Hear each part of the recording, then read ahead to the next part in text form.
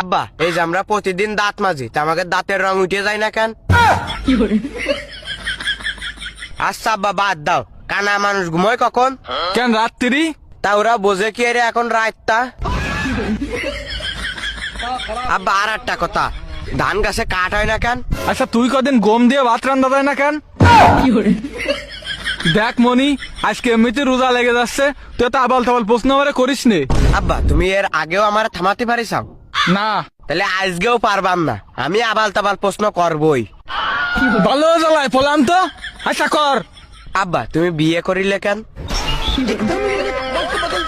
ওই সবাই করে তাই আমিও করিলাম। সবাই কই করে, আমি তো করিনি।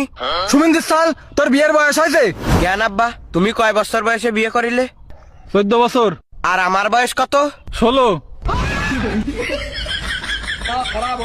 তাহলে আমার বিয়ে দিচ্ছাও না কেন? এ দিবানে, আগে নিজের পায়ে দাঁড়া। খালি এই দুখন কার পা?